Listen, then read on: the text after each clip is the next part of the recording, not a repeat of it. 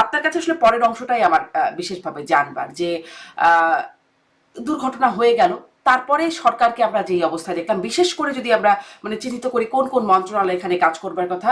শিক্ষা মন্ত্রণালয় যেহেতু স্কুলের উপরে বা এইচএসসি পরীক্ষা সেটি নিয়ে সিদ্ধান্ত, স্বাস্থ্য মন্ত্রণালয় চিকিৎসা আহতদের সেই অবস্থা, প্রতিরক্ষা মন্ত্রণালয় বিমান দুর্ঘটনা যেহেতু, এবং স্বরাষ্ট্র মন্ত্রণালয়, মোটা দাগে মনে হয় এই চারটা মন্ত্রণালয় আহ, বিশেষভাবে এবং একদম সুনির্দিষ্টভাবে সংশ্লিষ্ট এই ঘটনা। আপনার কাছে জানতে চাই আসলে কোন মন্ত্রণালয়ের ভূমিকা বা কার ভূমিকা আপনি কেমন দেখলেন? প্রতিরক্ষা মন্ত্রণালয় তো সরাসরি কিছু করে না। প্রতিরক্ষা মন্ত্রণালয়ের অধীনে যে বাহিনীগুলি আছে তারা আসলে ব্যবস্থা নেয়, এবং যে বাহিনী আক্রান্ত হয় বা যে বাহিনীতে দুর্ঘটনা ঘটে তারাই মূলত এগিয়ে গিয়ে ব্যবস্থা নিয়ে থাকেন। তাদের ব্যবস্থা নেওয়ার মধ্যে থাকে হচ্ছে ড্যামেজ এরিয়াটা সিকিউর করা। ওইখানে যদি কোনো সরকারি যন্ত্রপাতি থাকে, যেমন ধরেন এখানে বিমানটা আছে, সেই বিমানের ধ্বংসাবশেষ চিহ্নিত করে সেটা নিয়ে যাওয়া। তারপর যদি সেখানে কেউ আহত নিহত হন যিনি সরকারি কর্মচারী বা বাহিনী কর্মচারী, তাহলে তাদেরকে চিকিৎসা ব্যবস্থা করা, অথবা মৃত্যুবরণ করলে সেই মৃতদেহ উদ্ধার করা, এইসব হচ্ছে তাদের কাজ। আর এর পাশাপাশি পরবর্তীতে তারা যদি কেউ ক্ষতিপূরণ প্রাপ্তির ব্যাপার থাকে, দাপ্তরিক বিষয়গুলো থাকে, সেগুলো তারা করে থাকেন। স্বাস্থ্য মন্ত্রণালয় মূলত এই জায়গাতে চিকিৎসার দায়িত্বটি পালন করার কথা, কারণ যারা পুড়ে গেছেন, দগ্ধ হয়েছেন, বা যারা মৃত্যুবরণ করেছেন তাদের পোস্টমর্টেম, তাদের চিকিৎসা, তাদের বার্ন ম্যানেজমেন্ট, তাদের অন্যান্য যেসব অসুবিধা হয়েছে সেগুলি স্বাস্থ্য মন্ত্রণালয়ের অধীনে। এইখানে বাকি যে মন্ত্রণালয়গুলির কথা আপনি বলেছেন তারাও আসলে তাদের যার যার দায় দায়িত্ব মন্ত্রণালয়ের অধীনস্থ যে প্রতিষ্ঠানগুলি আছে তাদের সঙ্গে মিলে কাজ করেন। তবে সবচেয়ে বেশি দরকার হচ্ছে কোঅর্ডিনেশন, এবং কোঅর্ডিনেশনটি করে থাকে সাধারণত এই ধরনের জাতীয় দুর্যোগের প্রধান উপদেষ্টা বা প্রধানমন্ত্রীর কার্যালয়। আসলে প্রধানমন্ত্রীর কার্যালয় সাধারণত এইসব জিনিস এগিয়ে আসেন এবং তারা কোঅর্ডিনেট করেন। আর ডিজাস্টার ম্যানেজ করার জন্য আসলে স্পেশালাইজ লোকজন আছেন সরকারে, তারা এইসব কাজ করছেন। এটাই হচ্ছে স্বাভাবিক প্রোটোকল আর কি। এইখানে ধরেন কিছুটা আপনি যেটা বলেছেন শিক্ষা মন্ত্রণালয়ের বিষয় আছে, কারণ এটা পড়েছে হুম।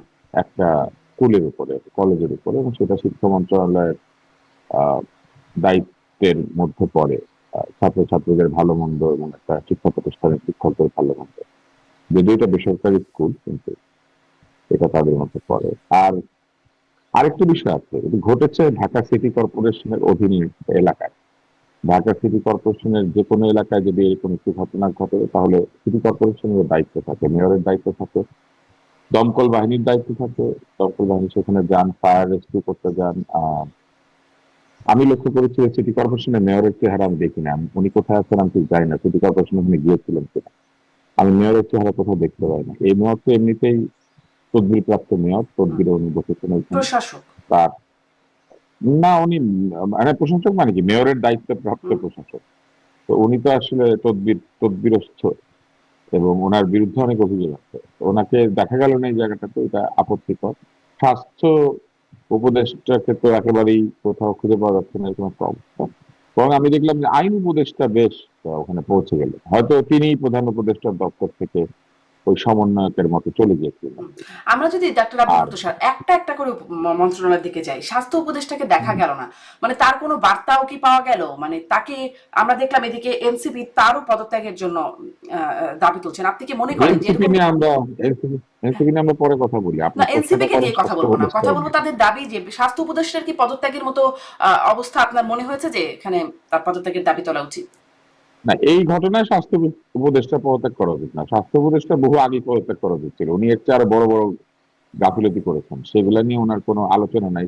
এখন হঠাৎ করে এনসিপি তার পদত্যাগ চাইছে, কারণ এনসিপি আসলে এই সরকারকে দুর্বল করতে চাইছে। এনসিপির চায় আরো গ্রিপের মধ্যে একটা সরকার, অর্থাৎ যে সরকারকে তারা কানে ধরে উঠবস করাইতে পারবে।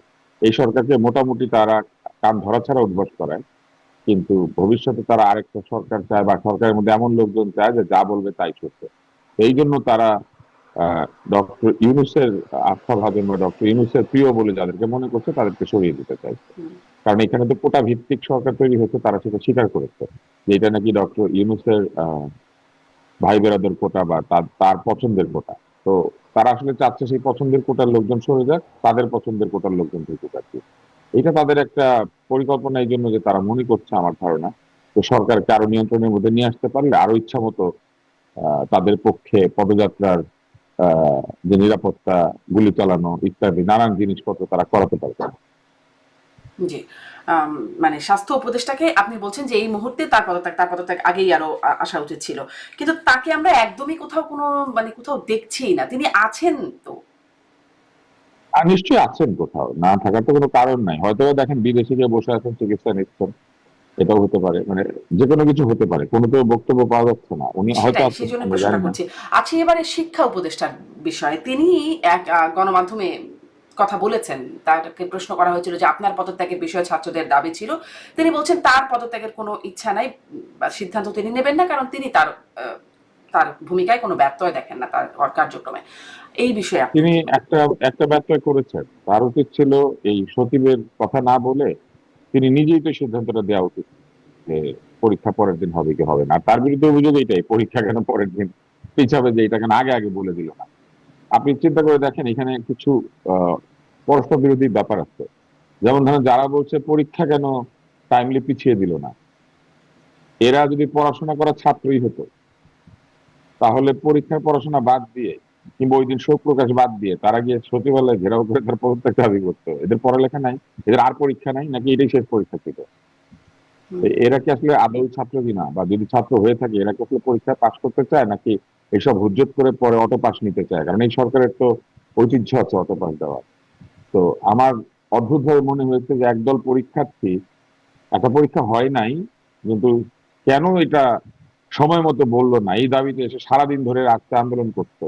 এরা কি আদৌ পরীক্ষার্থী, এরা কি আসলে ছাত্র কিনা? বা আমি বুঝি না। আমি নিজে ছাত্র ছিলাম তো একসময়, আপনিও ছিলেন। আপনি এটা করতেন যদি আপনি দেখতেন যে আপনার পরীক্ষাটা একটা শোকাবহ ঘটনার মধ্যে দিয়ে পিছিয়ে গিয়েছে? হুম। যেটাই হোক, দেরি এখনকার করে ছাত্র তো পিছিয়েছে আসলে বা অনেক যেটাই কিছু হোক, আপনি করছে কি যেটা সারাদিন আমরা ধরে এরকম করতাম না। করতেন? এখন কথায় কথায় নানান রকম চাপ, পরীক্ষা পেছানোর জন্য কেউ যায় অটো কাহিনী যার পাসের জন্য, পরীক্ষা আছে, সবাই যে চাপের পরীক্ষা উপরেই রাখছে। দিচ্ছে, না যে পরীক্ষা দিচ্ছে, যার ওই দিন একটা পরীক্ষা দেওয়ার কথা ছিল, সেদিন পরীক্ষাটা হয় নাই এবং দেশে একটা শোকাবহ অবস্থা, সেই অবস্থায় তারা গিয়ে কেন আমার পরীক্ষা দেরি করে পিছাইলি সেই কথা বলে তারা আন্দোলন করছে। তাদের পরের দিন পরীক্ষা নাই, তাদের রেস্টের ব্যাপার নাই, তারা পরীক্ষা পাশ করতে চায় না, পড়ালেখা নাই, নাকি সব পড়ালেখা মুখস্থ করে ফেলেছে, যে কোনো দিন পরীক্ষা দিতে পারে? মানে আপনি চিন্তা করে দেখেন, এটা অবাস্তব। তো আর এই যে অপরাধে বা যে অন্যায় তার পদত্যাগ চাওয়া হচ্ছে, এটা খুবই মামুলি। আমি মনে করি না যে শিক্ষা উপদেষ্টার পদত্যাগের দাবি করার মতো কোনো অন্যায় কিছু করেছেন। বরং আমার কাছে মনে হয়েছে যে তিনি আসবার পরে যে এনসিপির যে একটা লোক গাজী সালাউদ্দিন তানভীর এবং তার সহচরেরা আহ, যে ছিলেন, যারা টেক্সট বুক বোর্ডে বসে কাগজের দুর্নীতি করছিলেন, এদেরকে যে সরে যেতে হয়েছে, দুদকে তাদেরকে জিজ্ঞাসাবাদ করা হচ্ছে, আমার তো মনে হয় যে সেই ক্ষোভের বহিঃপ্রকাশই। হুম।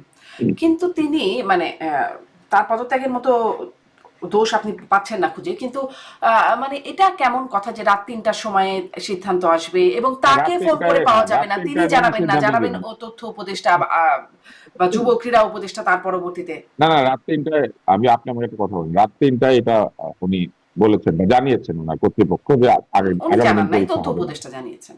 না, কিন্তু আপনি কথা বলতে চান, সেটা হচ্ছে যে যেই জানিয়ে থাকুক, পরের দিন কি সবাই পরীক্ষা দিতে হলে গিয়েছিল? অনেকেই নাকি মানে হলে গিয়েছে, গিয়া, কিন্তু সেখানে হলে তাদের গিয়ে অনেক কোথায়, কারা কারা সেটা না, সেই ভিডিও কোথায়? পরীক্ষার্থীরা। হলে গিয়ে তারা, হলে গিয়ে সেই পরীক্ষার্থীরা বসে আছে কাগজ কলম সহ, হলে গিয়ে পরীক্ষা দিতে না পেরে বড় কষ্টে আছে, সেই পরীক্ষার্থীদের ছবি কোথায়? এগুলা আবল তাবল কথা। রাতের তিনটায় বললে কি, রাতের তিনটায় এর আগে কোনো কিছু হয় নাই? রাতের তিনটায় এই সরকারের উপদেষ্টা এসে সংবাদ সম্মেলন করে নাই? তখন তো তারা স্বরাষ্ট্র উপদেষ্টার পদত্যাগ চায় নাই। রাতের তিনটার সময় বাসার মধ্যে যখন স্বরাষ্ট্র উপদেষ্টা লোকজনকে ডেকে নিয়ে একটা প্রেস কনফারেন্সের নামে তামাশা করেছিলেন, তখন তো কেউ তার পদত্যাগ চায় না। এইগুলা কোনো কথা না যে রাতের তিনটায় ঘোষণা দিতে হয়, কিন্তু সকালেও আপনি ঘোষণা কি মনে দিতে করেন পারে যে রাত যে ৩টার আজকে সময় যদি পরীক্ষা হবে না? সিদ্ধান্ত জানানো হয়, সব শিক্ষার্থীরা বুঝবে, জানবে যে তাদের পরীক্ষাটা না আজকে বুঝলো, দিতে হয়েছে? বুঝলো না, ধরেন হলে গিয়ে দেখলো পরীক্ষা হচ্ছে না, তাদের কি হয়েছে? এরা তো হলে গিয়ে দেখছে পরীক্ষা হয় নাই, তারপরে তো বাসায় গিয়ে পড়তে বসে নাই, তারপরে তো রাস্তার মধ্যে গিয়ে গন্ডগোল করছে। হুম।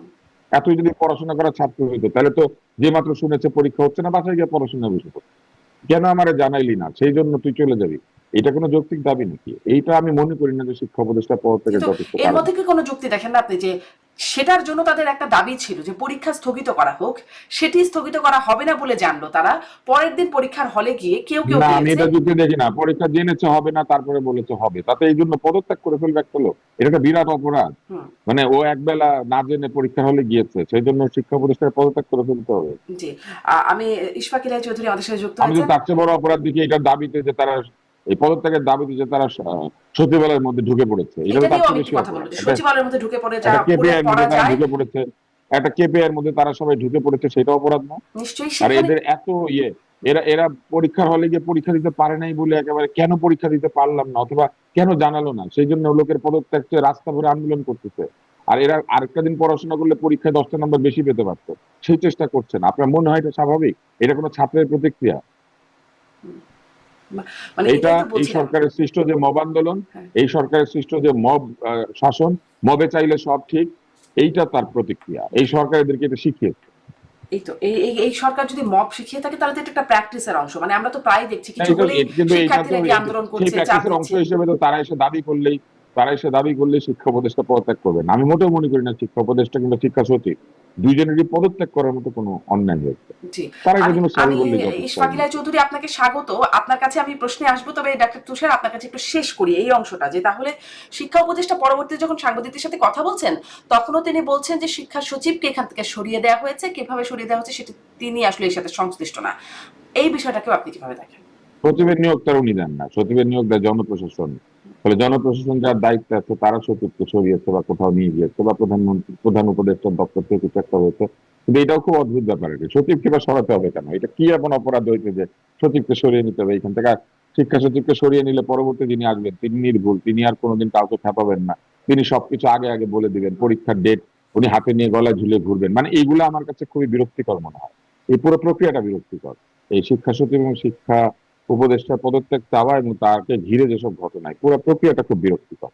এইটা কোনো হ্যাঁ, গুড কিন্তু এই যে গভর্নেন্স রাত এর 3টার দৃশ্য সময় না, এবং জানানো এটা এর কোনো মধ্যে কোনো সমস্যা নাই। রাত 3টায় কেন, রাত 2টাতেও জানাতে পারে। সরকার যখন খুশি ঘোষণা দিতে পারে। সরকারের ঘোষণা দেওয়ার জন্য কোনো টাইম আছে নাকি যে রাত 3টা না 2টা? রাত রাত 3টার 3টার সময় সময় ফেসবুকে পরীক্ষার্থীরা, ঘোষণা দেওয়াটা স্বাভাবিক মনে হচ্ছে। না যেখানেই দিক, সরকার যে কোনো জায়গা থেকে ঘোষণা দিতে পারে। সরকার চেষ্টা করবে ভালো জায়গা থেকে ঘোষণা দিতে। রাত আচ্ছা। 3টার সময় আপনি বলেন কোথায় ঘোষণা দিলে ভালো হইতো? রাস্তায় মাইকিং করলে রাত 3টার সময় মানুষের ঘুম ভাঙিয়ে, কিংবা টেলিভিশনে দিলে, টেলিভিশনে তো দিয়েছে রাত 3টার সময়, ঠিক আছে যায় নাই?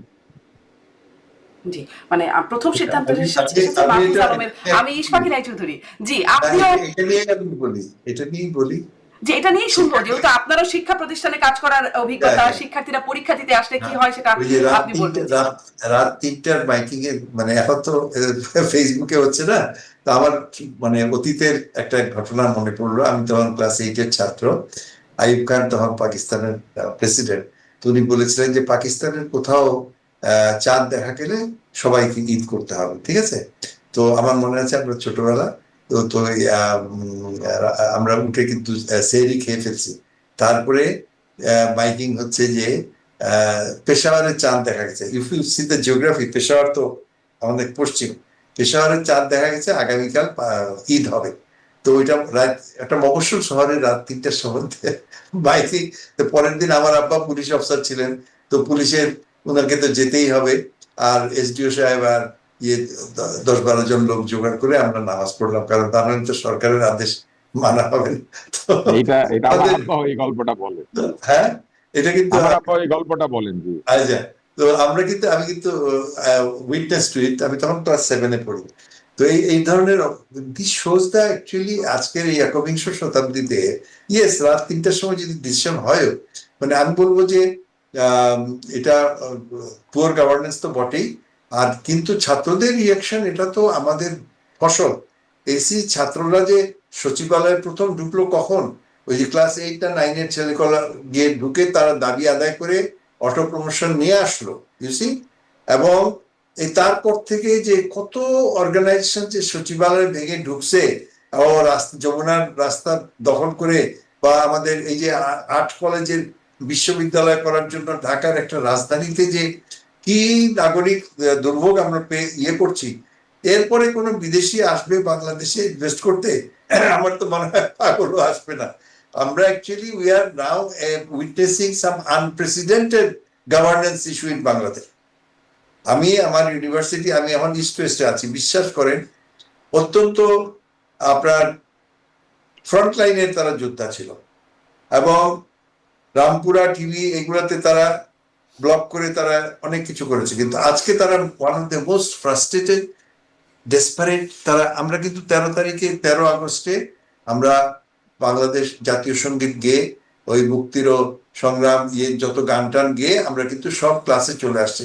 তারপরে ক্লাস হয়েছে, পরীক্ষা হচ্ছে, নতুন আরেকটা সেমিস্টার, সেখানে অ্যাডমিশন টেস্ট হচ্ছে, অনুষ্ঠান, রবীন্দ্র জয়ন্তী হচ্ছে, মানে এভরিথিং ইজ রানিং নর্মাল। এবং তারা বলে যে এই লোকগুলো তাদেরকে এখন ঢুকতেই দিবে না, তাদের কথা হচ্ছে আমরা এদেরকে ঢুকতে দিব না, আমাদের শিক্ষা কিন্তু আমরা চালিয়ে যাবো। এবং সত্যি মানে আমাদের তার পাশে BRAC university exactly the same, north south, but this তাদের মানে রাস্তায় যারা ছাত্র নেতা বলে দাবি করছে, হ্যাঁ ছাত্র নেতা বলে দাবি করছে, আমি এইমাত্র আরেকটা চ্যানেল থেকে আসলাম, সেখানে এই ধরনের চেহারা, যারা ছাত্ররা তাদেরকে চেনেও না, দেখেও নাই, কিন্তু তারা এখন হর্তাকর্তা বিধাতা, কিন্তু তাদের ডাকে কিন্তু এখন সাধারণ ছাত্র যাবে না। এবং বিশেষ করে private university, private medical college, এগুলো তারা তারা ভীষণভাবে ডিসিলিউশন উইথ দি হোপ। ইউসি, যখন যেদিন আমার এখনো মনে আছে, রাত্রেবেলা শহীদ মিনারে যখন জাতীয় সঙ্গীত হলো, ধনধান্যে পুষ্পে ভরা গান, লক্ষ লক্ষ লোক, ইউসি ইট ওয়াজ এন ইমোশনাল মোমেন্ট। সেখান থেকে কিভাবে দেখেন আস্তে আস্তে আস্তে আস্তে ফিল্ডটা কিন্তু অন্যদিকে চলে গেছে। এখন শুধু I mean it becomes highly political for me to say, but whole thing is now either it is without direction or it is going in the wrong direction. এবং সেগুলোর প্রতিফলন এই যে আপনার অ্যাক্সিডেন্টের পরে যে রেসপন্স যেগুলো হলো, সেগুলো সবখানেই আমাদের অব্যবস্থা এবং মানে চরম। আপনি বলছেন ছাত্র উপদেষ্টাদের, মানে ছাত্র নেতাদের কথা, তাদের কথা এখন আর আসবে না, যারা আসলে গণ অভ্যুত্থানে ছিলেন, এবং গণ অভ্যুত্থানে যারা ছাত্রদের পাশে বা ছাত্রদের পক্ষে যারা তখন ছিলেন। আমি ডাক্তার তুষারকে একটু শুনি এখানে, যে তখন আমরা দেখেছি ডক্টর আসিফ নজরুল, বর্তমান আইন উপদেষ্টা, তারা ছিলেন আন্দোলনকারীদের পাশে, এখন তারা দায়িত্বশীল ক্ষমতাসীনদের পাশে। তখন আসলে তারা দাঁড়িয়ে যেরকম স্লোগান দিতেন, এখন তাদেরকে দেখে ছাত্রদের মধ্য থেকে ভুয়া ভুয়া স্লোগান আসছে, মাইলস্টোনের কথা বলছে, এবং তারা 9 ঘন্টা সেখানে অবরুদ্ধ ছিলেন, 2 দফা বের হবার চেষ্টা করেছেন, বের হতে পারেন নাই। এই বিষয়টা আসলে কেমন মনে হয়, যে মানে 1 বছরের মাথায় উল্টে গেল? এই সরকার যখন ক্ষমতা এসেছেন, এসেই তারা যেটা করেছেন, তারা এই ছাত্রদের একটি পক্ষকে প্রবলভাবে মাথায় তুলে তোষণ করেছে। আমাদের বাবা মার কথা যদি চিন্তা করেন, বা অভিভাবকদের কথা বা শিক্ষকদের কথা, তারা আমাদেরকে একবেলা আইসক্রিম খেতে দিলে দ্বিতীয় বেলা কিন্তু দেন নাই। ঠান্ডার দিনে বলেছেন যে আইসক্রিম খেলে ঠান্ডা লাগবে, খাবে না। আমরা যদি পরীক্ষার আগে উল্টাপাল্টা খাওয়া দাওয়া করার চেষ্টা করতাম, বলতেন না পরীক্ষার সময় কোনো আবল তাবল খাওয়া যাবে না, কারণ পেট যদি নষ্ট হয় পরীক্ষা খারাপ হবে। মানে এই যে ওনারা আমাদেরকে না বলতেন শুরুর দিকে, এই সরকার কোনো কিছু তাদেরকে না করে নাই, যা বলে তাতেই হ্যাঁ, যেদিকে বলে সেদিকে মাথা নেড়েছে। এমন একটা ভাব করেছে, বলেছে এরা আমাদের নিয়োগকর্তা, এদের কথা শুনতে হবে, এদের সঙ্গে থাকতে হবে, মেটিকুলাস ডিজাইন করেছে, তারপরে মাস্টার মাইন্ড আছে, এগুলা বলেছে। সারাক্ষণ মাথায় হাত বুলেছে, পিঠে হাত বুলেছে, বুলিয়ে এমন একটা অবস্থা করেছে যে এখন ওরা যাই চায় মনে করে যে এইটাই তাদের পেতে হবে, এটা দিতেই হবে তাদেরকে। তারা তাদের যে কোনো ন্যায় অন্যায়, ন্যায্য অন্যায্য যে কোনো দাবিকে মনে করে যে এটা একটা নির্দেশ, এবং সেই নির্দেশ তামিল করতে সরকার, রাষ্ট্র, প্রশাসন সবাই বাধ্য। কেউই এই ধরনের কোনো অন্যায্য আদেশ, নির্দেশ, অনুরোধ, উপরোধ মানতে বাধ্য না। এখানে যা কিছু ন্যায়সঙ্গত, যা কিছু বাংলাদেশের জন্য ভালো, সেইটা করতে হবে। সেটা যদি যে কেউ এসে চায়, সেখানে মাথা নেড়ে তাদেরকে হ্যাঁ ভাইয়া, ঠিক ভাইয়া, জি ভাইয়া বলার যে সংস্কৃতি তৈরি করা হয়েছে, এটা এই সরকার করেছে, এবং করার ফলে যে ঘটনাটা ঘটার কথা ছিল সেটাই ঘটেছে। আমরা যখন তখন কথা বলেছি যে আমাদের ভালো চায় না, এখন যখন আবার কথা বলছি, এখন বলবে কি জানেন, এখন বলবে না এখনো আমাদের ভালো চায় না, এখন সরকারের ভালো চায়। ঘটনাটা সেইটা না, এই পুরো পরিস্থিতিটা ঘটতে দেওয়া হয়েছে, এবং এখন তারা যে কোনো দাবি দাওয়া নিয়ে তারা হাজির হয়ে যাচ্ছেন, এবং তারা বলার চেষ্টা করছেন আমাদের কথা না শুনলে তুমি চলে যাও, আমরা আরেকজনকে বসাই দিব। দেশ তো ছেলে খেলা করার জিনিস না। আপনি ছেলে হতে পারেন, হাতে মোয়া নিয়ে ঘুরতে পারেন, কিন্তু দেশ তো কারো মোয়া না যে এটা সে হাতে নিয়ে ঘুরবে। দেশ কিন্তু বাংলাদেশের সবার। এইখানে একজন যেমন পরীক্ষা দিতে না পারলে তার মন খারাপ হয়, আরেকজন সে যদি তার চাকরিতে ঠিক মতো যেতে না পারে তার মন খারাপ হয়। আরেকজন যদি রাস্তায় এইসব কারণে আটকে থেকে হাতে ক্যানুলা নিয়ে হেঁটে যেতে হয় তারও মন খারাপ হয়। ফলে কারোই কোনো অধিকার নেই অন্যের জীবনযাত্রাকে বিপর্যস্ত করা, এবং সেই বিপর্যস্ত করার প্রক্রিয়া তারা করেছেন। যেখানে সেখানে গিয়ে পদযাত্রা শুরু করে দিয়ে যেমন তেমন জায়গাতে নিরাপত্তা হুমকি ঝুঁকি তৈরি করে তারা মানুষজনকে রাস্তায় আটকে রেখে, আমরা দেখেছি ক্যানুলা হাতে লাগানো রোগী ক্যানুলা হাতে দিয়ে হেঁটে চলে যাচ্ছে কারণ যেতে পারছে না, বন্ধ। আমরা দেখেছি নিরাপত্তার নামে কোটি কোটি টাকা রাষ্ট্রে খরচ করা হচ্ছে। এত ফেসবুক আছে, এত কিছু আছে, কই তখন তো এরকম পদযাত্রা করার দরকার হয়নি। হঠাৎ তাদের পদযাত্রার ভূত মাথায় চাপলো কেন? চেপেছে কারণ তারা আসলে মূলত তাদের ক্ষমতার প্রদর্শনী করতে চাইছেন। তারা দেখাতে এই চাইছেন যে তারা ক্ষমতা সবকিছু প্রদর্শনের সাথে আমি নিয়ন্ত্রণ একটা করেন। প্রশ্ন একটু আপনাকে যোগ করব। এবং এই ক্ষমতার প্রদর্শনী হচ্ছে রাজনীতি। যখন এই এই আন্দোলন হয়েছিল ও গণ অভ্যুত্থান হয়েছিল তখন আমরা একটা সুশাসন চেয়েছিলাম। আমরা চেয়েছিলাম যে আমাদের এখানে আমাদের জীবনযাত্রা বিঘ্নিত হবে না। আগে যেমন লোকজন ভিআইপি ভিভিআইপি আমাদের জীবন বিঘ্নিত করতো সেটা করবে না। আমরা চেয়েছিলাম যা ঠিক সেইটা করবে সরকার। আমরা চেয়েছিলাম যা সত্য সেটা উচ্চারণ করবে গণমাধ্যম। আমরা দেখলাম যে এরা এসেই প্রথমে গণমাধ্যমের মধ্যে ঢুকে পড়ে এর চাকরি যাবে ওর চাকরি যাবে, একে হুমকি তাকে হুমকি দিতে শুরু করেছেন। এখন হুমকি দিতে দিতে এখন নিজেদের উপদেষ্টাদেরকে হুমকি দিচ্ছে। জি, আমি একটু একটু প্রশ্ন একটা যোগ করতে চাই এখানে, যে এই যে রাজনীতি, তাদের রাজনীতি এবং তাদের পদযাত্রা, তাদের ক্ষমতা প্রদর্শনের কথা বলছেন, এইখানে একটা দেখলাম আমরা মানে এই ঘটনার মধ্যে রাতের বেলা বৈঠক হলো, প্রধান উপদেষ্টা প্রথমে 4 দলের সাথে বৈঠক করলেন, তার মধ্যে জামাত ইসলাম, বিএনপি, এনসিপি এবং ইসলামী আন্দোলন, এই 4টি দল।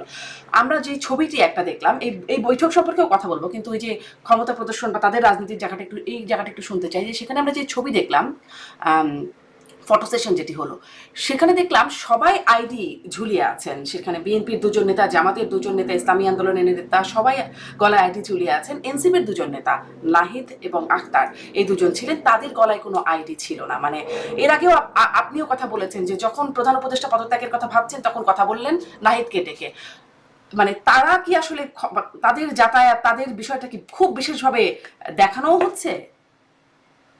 না, আপনি কি খেয়াল করেছেন বিশেষভাবে ছবিটা? দেখানোর বিষয় না, এটা তো একটা পক্ষপাত। হ্যাঁ, আমাদের প্রধান উপদেষ্টার দপ্তর শুরু থেকে এনসিপির প্রতি পক্ষপাত করছে। সবাই এখন মনে করে যে এনসিপি হচ্ছে সরকারি দল, আমি নিজেও মনে করি। এবং এটা মনে না সরি করা, sorry to say add here, NCP তো এখনো রেজিস্টার্ড কোনো দলই না, না, তাই না? জি রেজিস্ট্রেশন ওরা তাদের রেজিস্ট্রেশন হয়নি। পায় না। তো উনি জি যখন না, ওরা বলবেন যে রেজিস্ট্রেশন আমি পায় রাজনৈতিক দলের সাথে আলোচনা করছি, সেখানে তো এনসিপি ঢোকারই কথা না। কারণ তারা এখনো তো রিকগনাইজ রাজনৈতিক দলই না। Am I right? I don't know. না। আপনি ঠিক বলেছেন, কিন্তু প্রধান উপদেষ্টা নিজে প্রথমে যখন তিনি এসে বক্তৃতা দিয়েছেন উনি বলেছেন ছাত্রদের দল করা উচিত, ছাত্রদের উনি দল করার উৎসাহ দিয়েছেন। তারপরে নিজের উপদেষ্টা মন্ডলী থেকে একজনকে পাঠিয়ে দিয়েছেন ছাত্রদের দলের সভাপতি হওয়ার জন্য। তারপরে উনি যখন তখন তাদের সঙ্গে মিটিং করেন সবার আগে, এবং এইখানেও অনিবন্ধিত এনসিপি কে তিনি ডেকে নিয়ে বাকি 3টি বৃহৎ দলের সঙ্গে তাদের সঙ্গে আলাপ করেছেন। এখন আহ তিনি বিএনপি কে ডাকিয়েছিলেন। ডি ফ্যাক্টো আর ডি জিওর। হ্যাঁ, ডি ডিফ্যাক্টো তিনি তাদেরকে, না হলেও ডি ফ্যাক্টো। হ্যাঁ তিনি ডিফ্যাক্টো অথবা তিনি তার নিজের সিদ্ধান্ত অথবা তার তার সাথে যারা আছেন সকলের সিদ্ধান্তে তারা এই দলটিকে বাংলাদেশের একটি বৃহৎ দল হিসেবে নিজের থেকে স্বীকৃতি দিয়ে দিচ্ছে। ভোটে আসুক, ভোটে এসে তারা ভোটে প্রমাণ করুক যে তারা অনেক ভোট পেয়েছে এবং তারা সত্যি সত্যি বাংলাদেশের দ্বিতীয় তৃতীয় চতুর্থ বৃহত্তম দল। তারপরে এই আলাপটা হতে পারে। উনি যে কোনো আলোচনা এনসিপি কে ডেকে নিয়ে করেন। বাংলাদেশে কি ছাত্রদের রিপ্রেজেন্টেটিভ শুধুমাত্র এনসিপি, বা এটা কি আসলে ছাত্রদের দল? যদি ছাত্রদের দলই হয়ে থাকে তাহলে এরা যখন বড় হবে তখন এরা কাদের দল হবে? ধরেন কত বছর পরে এরা ছাত্রদের দল থাকবে না। এই দলটা নিজেদেরকে ছাত্রদের দল, বিপ্লবীদের দল, নানান দল বলে বলতে থাকে। এখানে কি যারা আছেন সবাই বিপ্লবের সঙ্গে জড়িত ছিলেন? বিপ্লব কি মাঠে যারা করেছেন তারা বিপ্লবী, নাকি ফেসবুকে যারা করেছেন তারা বিপ্লবী? স্ট্যাটাস দিলে বিপ্লবী হওয়া যাবে নাকি মাঠে গেলে বিপ্লবী হবে? এই দলটা বহুদিন থেকে বলছে আমরা কিছু হলে আমরাই জুলাই সনদ দিয়ে দিব। বাংলাদেশের হয়ে মানে পুরো জাতির হয়ে সনদ দেওয়ার অধিকার তারা পেয়েছে। গোটা জাতি তাদের পিছনে দাঁড়িয়ে আছে, তারা সেটা বলতে চান।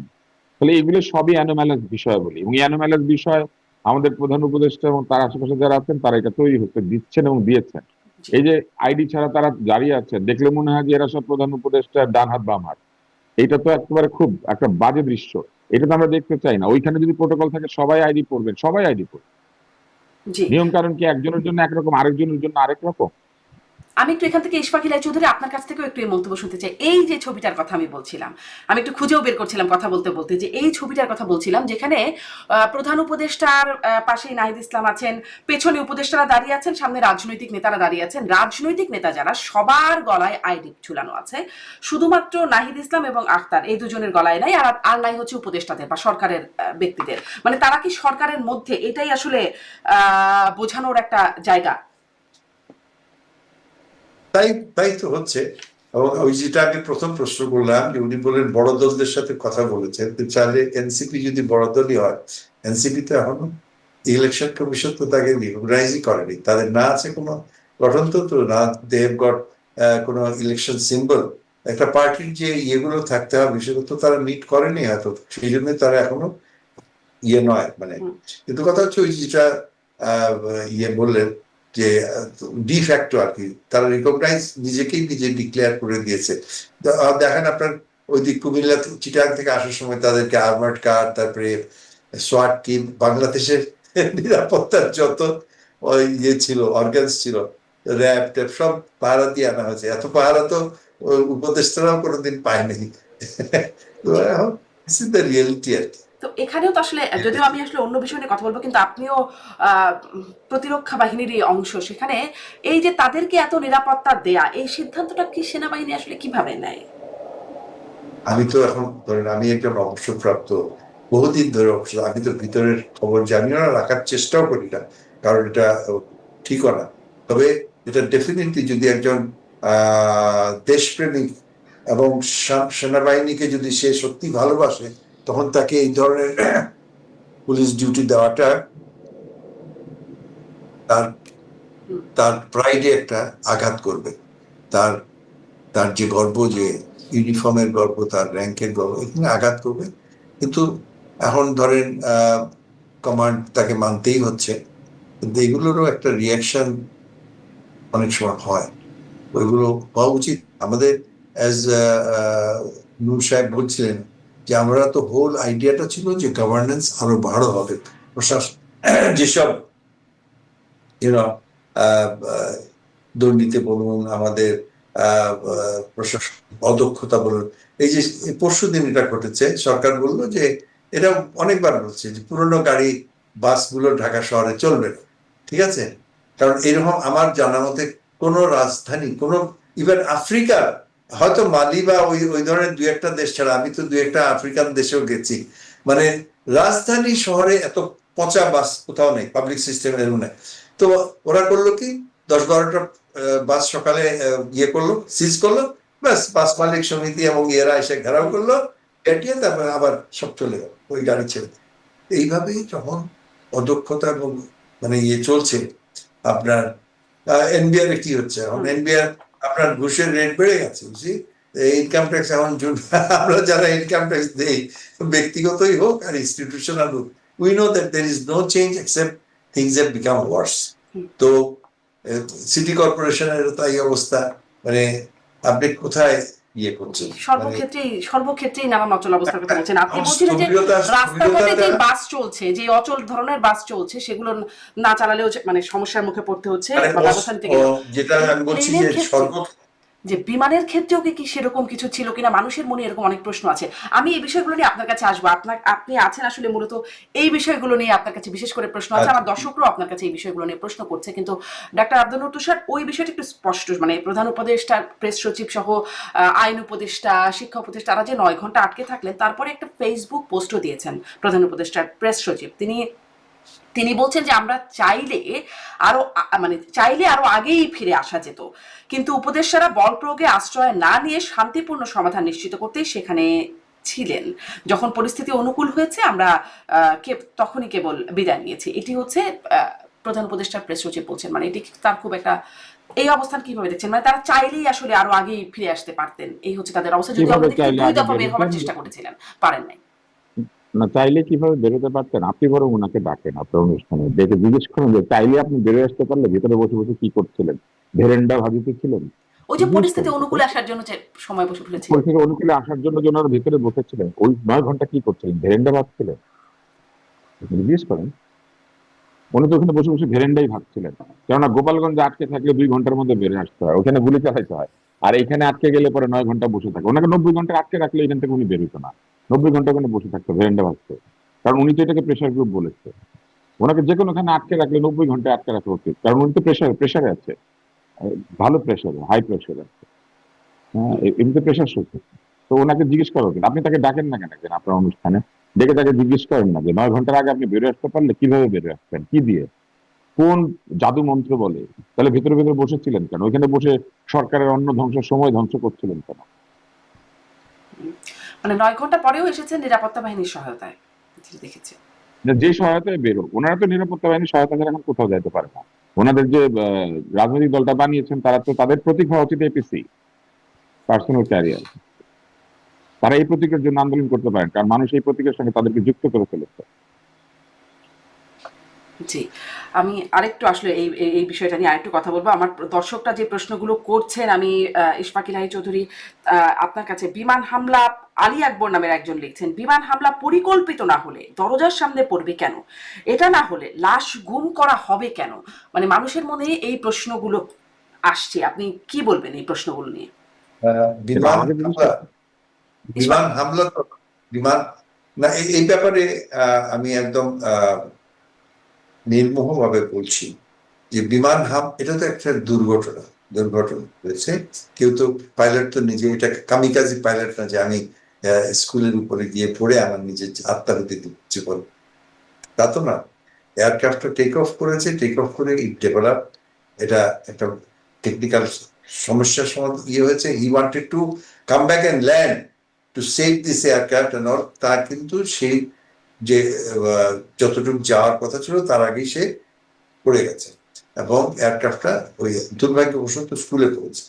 ওখানে কিন্তু আপনার ওই স্কুলটার যদি আপনি ম্যাপে দেখেন, ওটা একদম এয়ারপোর্টের মানে গ্লাইড পাথের উপরে, আমরা যে এয়ারপোর্টে যখন ল্যান্ড করে বা টেক অফ করে, সবাই কিন্তু ওই স্কুলের উপর দিয়ে যায়। এবং গত 20 বছর আমাদের এই এয়ারপোর্ট চালু হয়েছে 1980 সাল থেকে, রাইট? 1980 সাল থেকে আজকে এই গত কত বছর হলো, 80 থেকে 2025, এই এত বছর, 30-40 বছর ধরে কিন্তু এইভাবেই চলছে, এবং এখনো চলছে। এখনো এই মুহূর্তে স্কুলের উপর দিয়েই যাচ্ছে, আসতেছে, প্ল্যান করতেছে। বা আমাদের এইদিকে বাড়িধারা বলেন, নিকুঞ্জ বলেন, গুলশানের উপর দিয়ে তো ফ্লাইট গুলো যাচ্ছে। যখন এই এয়ারপোর্ট ডিজাইন হয়েছিল তখন তো এই এত বসতি ছিল না। এই হোল আপনার বিয়ন্ড ক্যান্টনমেন্ট বা এই গুলশানও তখন, গুলশান বানানিও খুবই বিরল ছিল আর কি, জনবিরল এলাকা, কিন্তু এখন হয়ে গেছে ঘনবসতি। যেটা আমরা বারবার, আমি যখন এয়ারফোর্সে ছিলাম, আমরা বারবার সরকারকে বলেছি যে এই এয়ারপোর্ট যদি দিনকে দিন এটা আরো বেশি বিজি হয়ে যাচ্ছে, তো আমরা হয় এয়ারফোর্স একটা আলাদা ঘাঁটি করুক ঢাকা, কারণ you see remember this thing, যে ঢাকা হচ্ছে আমাদের সেন্টার অফ গ্র্যাভিটি, আমাদের রাজধানী, এবং একমাত্র ঢাকাতেই আমাদের রিয়েল ফাইটার্স আছে। হ্যাঁ, তো এখন এই ঢাকাতে যদি না থাকতে হয়, তো ঢাকার আশেপাশে থাকতে হবে। আশেপাশে আমরা শ্রীপুর, ঘাটাইল, আপনার ইভেন এই যে বাম দিকে আপনার শ্রীনগর, যেখানে যে আড়িয়ল বিল এলাকা, একটু কম বসতিপূর্ণ যেসব জায়গায়, কারণ বাংলাদেশে একটা এয়ারফিল্ড করতে গেলে সব থেকে বড় প্রবলেম হবে যে জমি অধিগ্রহণ করা, এত ঘন বসতি, সেগুলো সম্ভব হয়নি। সরকারের কাছে অনেকবার এগুলো সার্ভে হয়েছে, একবার তো প্রায় ফিক্সড হয়ে গিয়েছিল যে আমরা এই আড়িয়ল বিলে যাব, ওখানে ইন্টারন্যাশনাল এয়ারপোর্ট করার কথা ছিল, কিন্তু এই স্থানীয়রা আন্দোলন করলো, আন্দোলন করে পুলিশের গুলি হলো, 1-2 জন মারা গেল, সরকার বললো যাও, এখানে আমরা করবো না। এইটা কি আমরা আরো যে থার্ড টার্মিনাল বানানো হলো, কিন্তু কথা হলো টার্মিনাল বানালেন, কিন্তু আমার এই এয়ারপোর্টে তো মাত্র একটা runway. You see, it is not an international standard international airport. এখানে যদি মনে করেন আপনি একটা এয়ারক্রাফটে যদি টায়ার বাস্ট হয় ল্যান্ড করতে গিয়ে, এবং এয়ারপোর্ট যদি রানওয়ের উপরে আটকা পড়ে, তাহলে যে বাকিরা এয়ারক্রাফট থাকবে, হয় তাদেরকে চিটাগাং যেতে হবে, নয় কলকাতা যেতে হবে, নয় সিলেট যেতে হবে। দিস ইন্টারন্যাশনাল এয়ারপোর্ট এটা নয় ওই অফ দ্যাট স্ট্যান্ডার্ড, এবং কোনো জায়গাও নেই। আপনি করবেন এই যে এয়ারক্রাফটটা যেটা হলো, এটা খুবই দুঃখজনক। ধরেন এটা যদি ওই স্কুলে না পড়ে ডানে, এখানে ঠিক এইরকম জায়গায় কিন্তু আজকে থেকে প্রায় 25 বছর আগে একটা ফোকার ফ্রেন্ডশিপ, যেখানে আমি নামটা বলেছি, মহিলা ক্যাপ্টেন ছিলেন, রোকসানা পারভিন, রোকসানা, হ্যাঁ রোকসানা, ক্যাপ্টেন রোকসানা। ইয়েস। তখন কিন্তু এগুলো সব জলাভূমি ছিল। ওই প্লেনটা আপনার রাত্রিবেলা ঝড় বৃষ্টি হচ্ছিল, বৃষ্টিতে ওখানে ডুবে গেছে এবং সব মারা গেছে, প্যাসেঞ্জার মারা গেছে আমাদের। কিন্তু এখন ওই ওই ডোবা নাই, সব আপনার বিল্ট আপ এরিয়া হয়েছে এবং অনেক হাই রাইজ। তাহলে কি আসলে সেই আরিয়াল বিলে হবার যে সিদ্ধান্তটা হচ্ছিল সেটি আসলে খুব মানে যৌক্তিক বা উপযুক্ত একটা সিদ্ধান্ত ছিল? সেই সময় স্থানীয় এবং তখন বিএনপি আর কি সংসদে ছিলেন, আমার মনে পড়ে যে তখন তৎকালীন প্রধানমন্ত্রী বলেছিলেন যে বিরোধী দলের দাবি মেনে নিলাম, একরকম ক্ষোভের সাথে। আমি জানি না কারা দাবি করেছে, স্থানীয় ওখানে বড় বড় আপনার মাছের ঘের আছে, হ্যাঁ, ওখানে কিছু প্রভাবশালী লোকরা এগুলো কন্ট্রোল করে, তারাই এইসব অর্গানাইজ করেছে। কিন্তু আমাদের প্ল্যান ছিল এত সুন্দর একটা রানওয়ে হতো, আপনার ওই ওয়াটার বডি রেখে, ওয়াটার বডিকে অ্যাকচুয়ালি আরো সুন্দর করে, ওয়াটার বডি থাকতো, আপনার মাছও থাকতো, ওখানে রিসর্ট হতে পারতো, ওখানে হোটেল হতে পারতো। প্ল্যান ছিল যে মেট্রো রেল দিয়ে। সংক্ষেপে আরেকটু শুনতে চাই যে সেটি একটি ভালো সিদ্ধান্ত, দুটো সিদ্ধান্ত নিয়ে তৎকালীন সরকারের, কারণ সেই রেস তো এখনো চলছে। এই একটা সিদ্ধান্ত যে আরিয়াল বিলে হবার সিদ্ধান্তটা হলে খুব সঠিক বা যৌক্তিক ছিল বলছেন আপনি, আর একটা হচ্ছে যে এই যে বিমানগুলো কেনার যে সিদ্ধান্ত।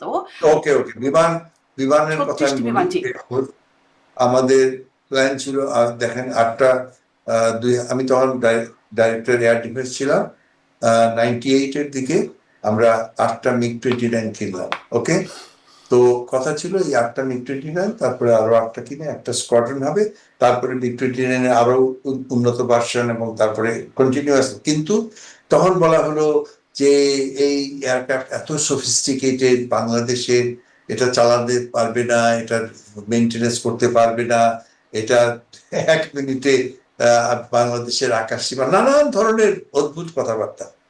কিন্তু দেখেন আজকে পর্যন্ত ওই 8টা এয়ারক্রাফট, এখনো 8টা এয়ারক্রাফট আছে।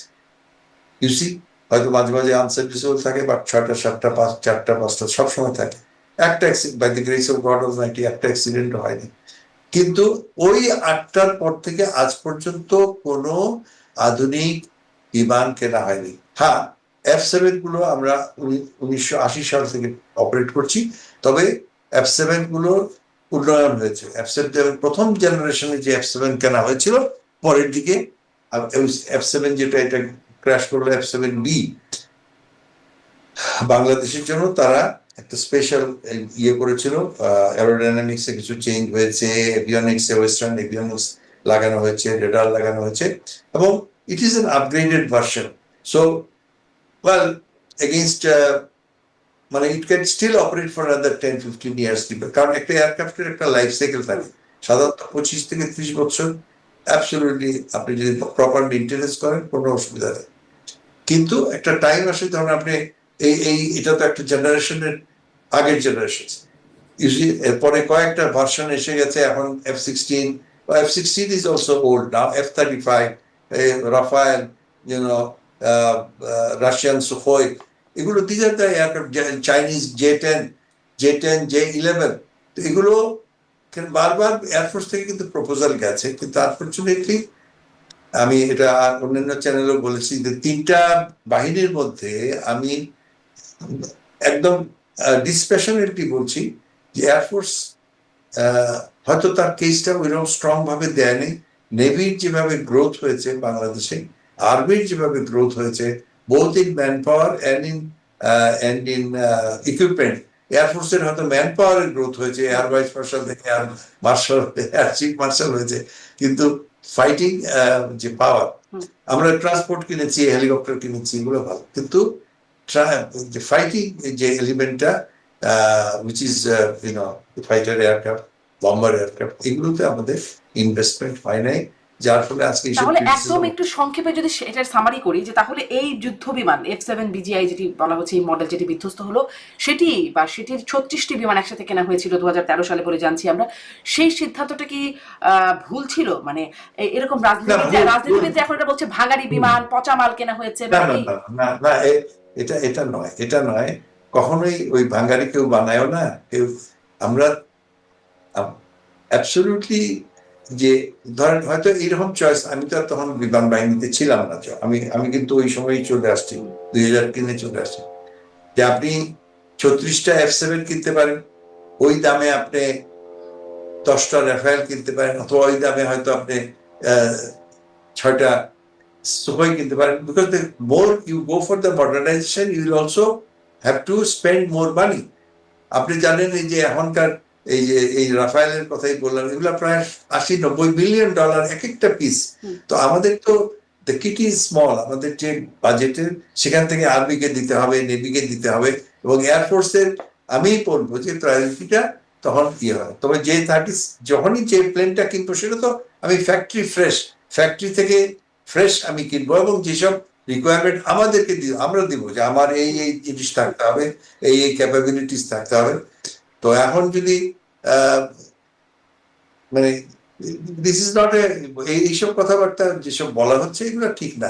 এয়ারক্রাফট, যে ধরেন এই এয়ারক্রাফটটা সকালবেলা কমপ্লিট চেকিং করে যখন সবকিছু হয় তখন এটা চলে আসে অপারেশনে, পাইলট নিজে দেখে, নিজে করে সব ঠিকঠাক আছে।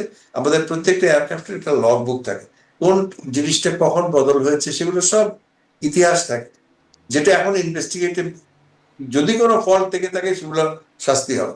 তারপরে এই এয়ারক্রাফটটা টেক অফ করে। কিন্তু তারপরেও দেখেন পৃথিবীতে এই যে সেদিন আহমেদাবাদে হলো, বা তার আগে একটা সিরিজ অফ মনে আছে বোয়িং এর 727 or সামথিং, মানে একের পর এক অ্যাক্সিডেন্ট হচ্ছিল। পরে তারা দেখলো যে এটা কোন সমস্যা বোয়িং এর। তো তারপরে সারা পৃথিবীর ওই এয়ারক্রাফট গুলো গ্রাউন্ড করে ওটা চেঞ্জ করে। এখন এগুলো তো হতে পারে। শেষ করার আগে আমি বলে নেই যে আমাদের প্রশ্ন করা উচিত, ওই কেউ প্রশ্ন করছে না যে এই স্কুলটা যে ওখানে হলো, এই স্কুলটা এই লাইনে একদম মানে জিরো লাইনে যে স্কুলটা হলো, এটার পারমিশন ছিল কিনা, এবং এইটার কি কত তালা পর্যন্ত ছিল, বা কি ধরনের, এবং আরো যেটা হচ্ছে সেগুলো নিয়ে সাবধান হতে হবে। অনেকে করে কি, হয়তো 10 তলার পারমিশন আছে, 16 তলার বানায় ফেলছে, হয়তো 4 তলার পারমিশন নিয়েছে ঠিকই, পরে আস্তে করে আরো 2 তলা বানাইছে, কোনো ইন্সপেকশন নেই, কোনো ইন্সপেকশন। একদম স্পষ্ট আপনার বক্তব্য, কিন্তু যখনই কোনো এরকম দুর্ঘটনা ঘটে তখনই আমরা এটা নিয়ে কথা বলি যেখানে পারমিশন ছিল কিনা, এবং কোনো কিছুরই আসলে পারমিশন ছিল না, সেটা অগ্নি দুর্ঘটনা হোক বা যেরকম দুর্ঘটনাই হোক না কেন, কোথাওই আমাদের দেশে পারমিশন থাকে না।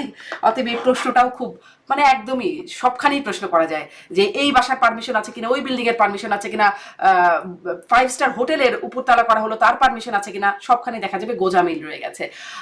ডাক্তার আব্দুল নূর তুষার, এই মানে দুর্ঘটনা সম্পর্কেও যেই মানে নানান রকম কথা যে চলে আসছে, এই বিষয়গুলোকে আপনি কিভাবে দেখেন? এই সরকারের উপরে যে প্রভাব খাটান online activist YouTuber Pinaki Bhattacharya, তিনি একটা পোস্ট করছেন, তিনি বলছেন সেনাপতিদের দুর্নীতি অবহেলার করুণ পরিণতি দেশের জন্য কতটা ভয়াবহ হয়। এই শিরোনামে বলছেন, এটা ভুলে গেলে চলবে না যে সশস্ত্র বাহিনীর শীর্ষ কর্মকর্তাদের ক্ষমার অযোগ্য অবহেলার কারণে রাজধানীর ঢাকার মাইলস্টোন স্কুল এন্ড কলেজের ভবনের উপর বিমান বাহিনীর একটি প্রশিক্ষণ বিমান বিধ্বস্ত হওয়ার মতো একটি মর্মান্তিক দুর্ঘটনা ঘটতে পেরেছে। সাধারণ জনগণের প্রতি তাদের কোনো অঙ্গীকার, শ্রদ্ধা কিংবা দরদ নেই।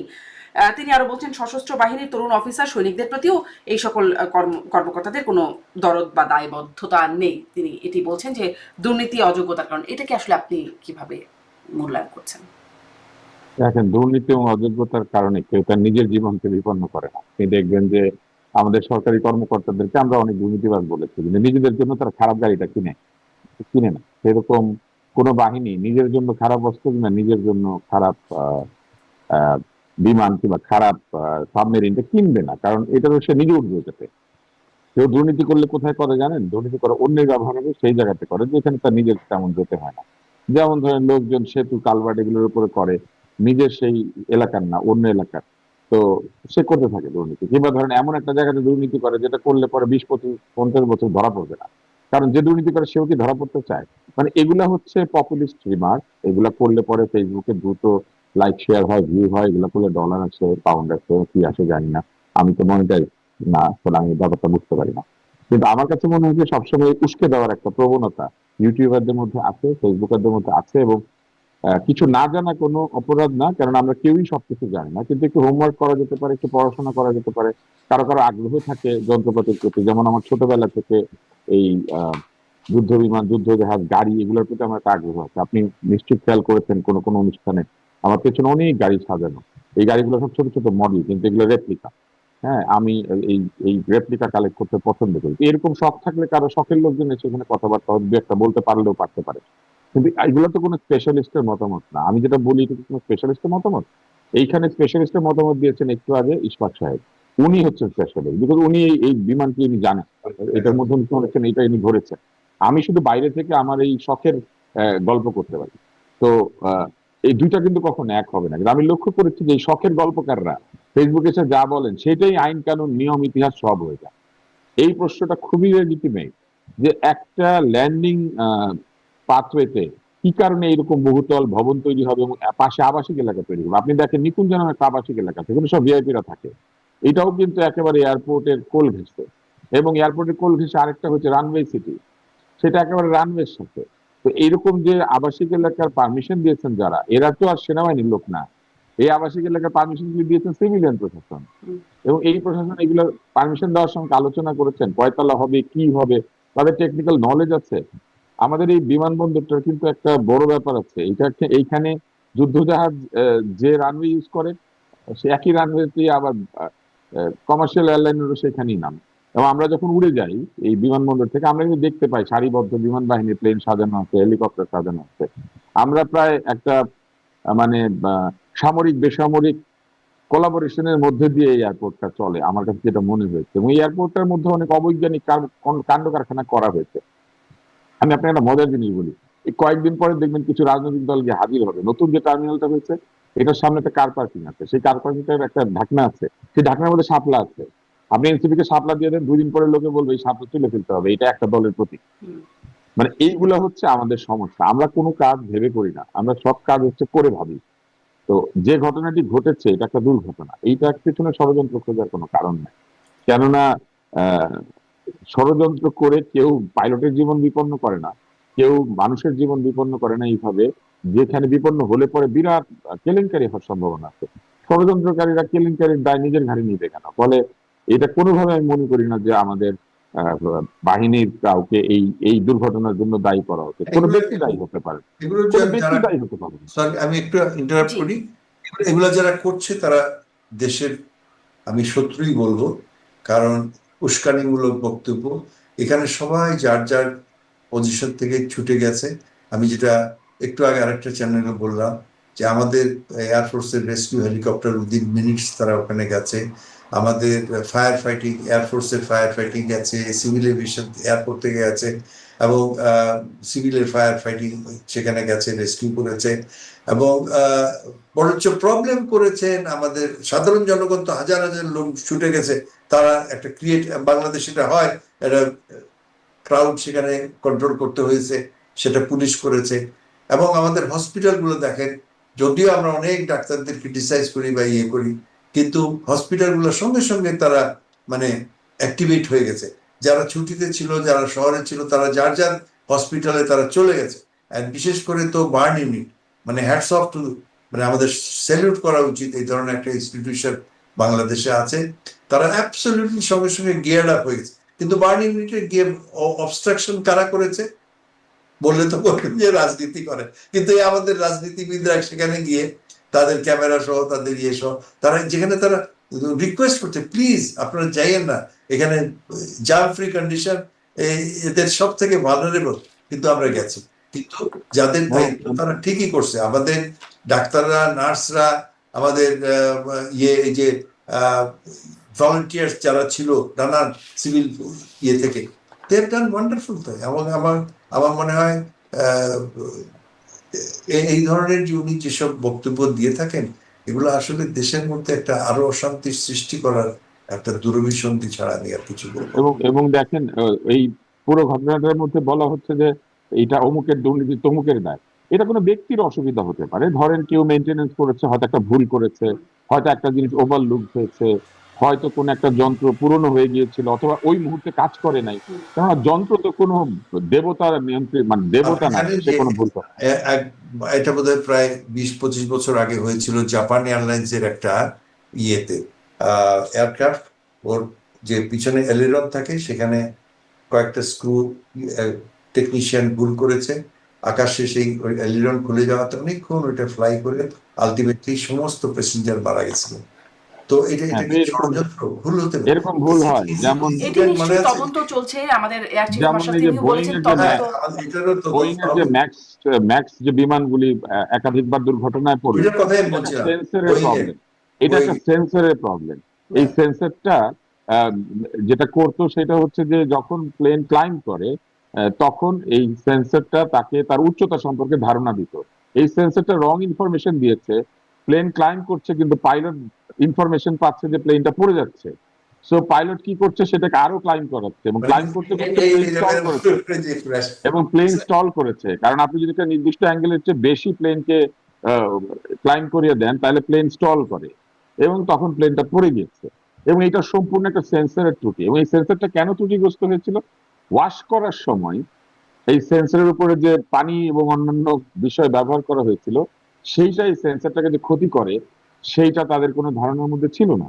এবং অতি সামান্য কারণে ইথিওপিয়ান এয়ারলাইন্সের একটা নতুন প্লেন পড়ে গিয়েছিল। এবং এই একই জিনিস কিন্তু আমাদের এশিয়াতে একটা এয়ারলাইন্সে হয়েছে, এটা পড়ে গিয়েছিল। আমার মনে হয় নিশ্চয়ই টাইগার। আমাদের এই ঘটনাটাও, এই দুর্ঘটনাটার পেছনেও কিছু কারণ আছে কিনা তদন্ত করলে সেটি বেরিয়ে আসবে। আপনারা বলছেন যে হ্যাঁ, কিন্তু এই প্রচারণাগুলোকে সেটার জন্য তো জি সঠিক সেটার জন্য প্রচারণা বলে মনে এটা করছেন। বলতে পারেন না যে গোটা বাহিনী দায়ী, দীর্ঘদিন ধরে চলে আসা সকল, তাহলে তো সব প্লেন পড়ে যাইতো, জি একটা পড়বে কেন? এগুলো ঠিক না। স্পষ্ট। কেন আমরা যেন ভুলভাবে কাউকে দোষী না করি। আর এই প্লেনটার ব্যাপারে যেটা বলা হচ্ছে যে এটার অমুক সময় এটা বানানো ডিসকন্টিনিউড হয়ে গিয়েছে। হ্যাঁ, তো আইফোন 7 ডিসকন্টিনিউড হয়ে গিয়েছে, কিন্তু যাদের হাতে আইফোন 7 আছে সব নষ্ট হয়ে গিয়েছে। মেনটেনেন্স করলে কিন্তু মানুষ, আমার যেমন আইফোন 7 না, আইফোন 6 কাজ করছে এখনো পর্যন্ত। তো যারা এগুলা কিনেন তারা কিন্তু 20-30 বছর এটাকে চালান। আমেরিকান প্রেসিডেন্ট কিন্তু 747 উঠে, 747 কিন্তু ডিসকন্টিনিউ, কিন্তু হ্যাঁ। ওনারটা মেইনটেইন। আমি জানি না আমি ঠিক বলছি কিনা, ঈশ্বর। Absolutely right. Absolutely right. আমেরিকার প্রেসিডেন্ট 747 আমরা আমাদের এই এয়ারক্রাফটে যেটা ক্র্যাশ করলো, ধরেন আপনি, আমরা তো 13 বছর পুরনো, জানেন আপনি জেগুয়ার 45 ইয়ার্স ওল্ড, সারা পৃথিবীতে আর কেউ ইউ করে না। এবং ইন্ডিয়ান এয়ারফোর্সে এই জেগুয়ার গুলো প্রাইমারিলি রাখা হয়েছে anti shipping role. It has got anti shipping missiles এবং they are suppose to go and attack enemy ships in the sea. তো ultimately it will be replaced. ওরা MiG-29 এর নেভালাইজড ভার্সন কিনছে, কিন্তু যতদিন কিনছে ততদিন তো এটাকে তো রাখতে হবে এবং মেইনটেইন। B-52 কথা বলেন, আমরা সবাই জানি B-52 বম্বার্ড, ভাইবার্ড ইজ দ্য টেরর। এটা কত পুরনো, সব এখন যেগুলো অপারেট করছে এগুলো অন্তত 30-40-45 বছর পুরনো। But they have maintained them in such a way যে ইট ইজ স্টিল অপারেশনাল 100%।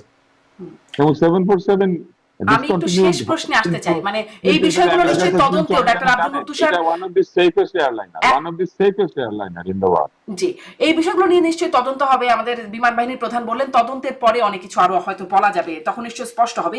একটা বিষয় শেষ করব ডাক্তার আব্দুল নূর তুষার আপনার কাছে, যে এই ঘটনার পরে আমরা মঙ্গলবার রাতে দেখলাম ওই যে সেই 4টি বড় দল প্রধান উপদেষ্টার অনুযায়ী তাদের সাথে বৈঠক হলো এবং তারপরে আইন উপদেষ্টা ব্রিফ করলেন সাংবাদিকদেরকে। তিনি বলছিলেন যে অত্যন্ত সৌহার্দ্যপূর্ণ বৈঠক হলো, ফ্যাসিবাদ বিরোধী ঐক্য হয়েছে, ফ্যাসিবাদ মোকাবেলায় আমাদের মধ্যে কোনো প্রশ্ন নাই, ফ্যাসিবাদ মোকাবেলায় আমাদের ঐক্য অটুট আছে। মানে ফ্যাসিবাদ বিষয়টা সেই রাতের মধ্যে এত ইম্পর্টেন্ট হয়ে গেল, এটিকে আপনি কিভাবে দেখেন? আসলে ফ্যাসিবাদের ভূমিকা শারমিন, আমি একটু I will beg leave of you আরেকটা চ্যানেলে। জি জি নিশ্চয়ই, আমারও শেষ, আমি এই প্রশ্নটা দিয়ে শেষ করে ফেলবো। অনেক ধন্যবাদ।